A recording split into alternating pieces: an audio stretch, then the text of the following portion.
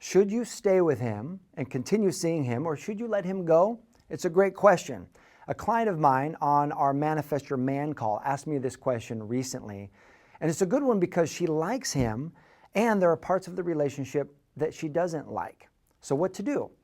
You know, many of us will go to a lot of measures to try to get confidence in the decision that we're making. That's why there are palm readers on literally every corner in any city in America, because we want confidence in knowing what path we should take with our lives.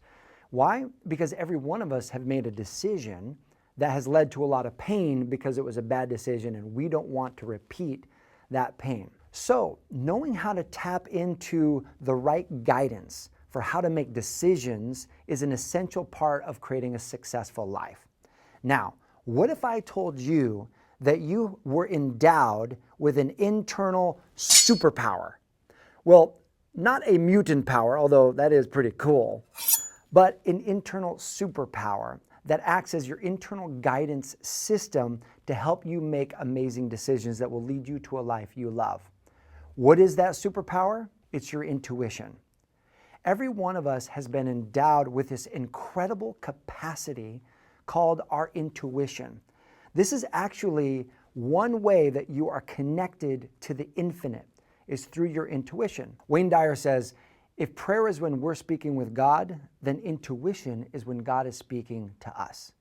You have been born with this incredible capacity, and yet most of us haven't really learned how to develop it and how to tune into it and how to use it to help guide us in our lives.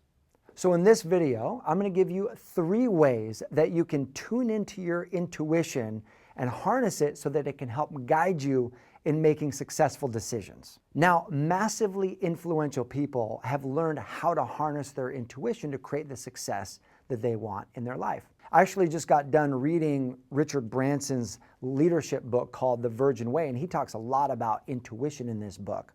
He says, I rely far more on gut instinct than researching huge amount of statistics. And Oprah Winfrey says, I've trusted that still small voice of intuition my entire life. This leads me to the first key of harnessing your intuition. Your intuition is subtle. It's like a still small voice, or it's like the feathers touch. Now, depending on how you operate, your intuition is going to connect to you in one of 3 ways. It's either going to be a voice that you hear, it's going to be images that you see, or it's going to be a gut feeling that you have, or it might be a combination of those 3. But one commonality between all of those is it's going to be subtle. It's going to be quiet. It never speaks to you in a scream. It's going to speak to you in that still small voice, which means that the first key is that we have to dial down the volume of our lives in order to hear our intuition. Most of us are running so fast and we have so much going on. Most people are swimming in a life of overwhelm that they never create the space to actually hear from their higher self, to hear from that place of intuition in them. So it's important that as you're listening to your intuition, as you're wanting to tune in to that guidance, that you turn the volume of your life down and get quiet. A mentor of mine puts it this way. He says, you must be willing to be moved by the feather's touch, or else you're going to get hit by the 2x4 of life. So in other words, if we're not willing to listen to our intuition and be guided by that, we can get off track to the point where life is going to give us a big whack upside the head to try to get us back on track. So give yourself the gift of getting quiet and tuning in. That's step number 1. Principle number 2 is that your intuition will speak to you from the voice of love and abundance rather than the voice of fear and scarcity.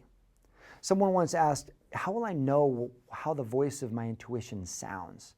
It's the same way that you know the sound of your mother's voice, or the sound of your father's voice, or the sound of the voice of your best friend. You have familiarity with listening to that voice, and when you understand what tone it speaks to you in, you're able to recognize it and tune into that. Your intuition will speak to you in the tone of love and abundance, not of fear and scarcity. So as you're considering your path and you're hearing some guidance, for example, if you're hearing the message that, you know what, you should stay with this guy, because if you leave him, number 1, he's probably the best you're ever going to get. And number 2, if you leave him, you're going to be single for years. It's going to be lonely. You don't want that. If you're hearing that message, what is that message? That message is the voice of scarcity saying, look, there's not enough out there. There's not enough love. That's not the voice of your intuition. Your intuition will speak to you from a place of love and abundance.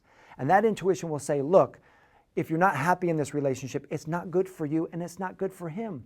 Bless him, release him so he can find someone who is happy with him, and the best is yet to come in your life. It might be a scary decision, but it will be one grounded in love and abundance. That's the decision that will lead you to your best life. Now, this leads me to step number 3, which is your intuition will always feel more expansive, whereas fear will feel contractive. So imagine the decision in front of you and imagine taking a path. Your intuition will feel life-giving. It will feel light and expansive.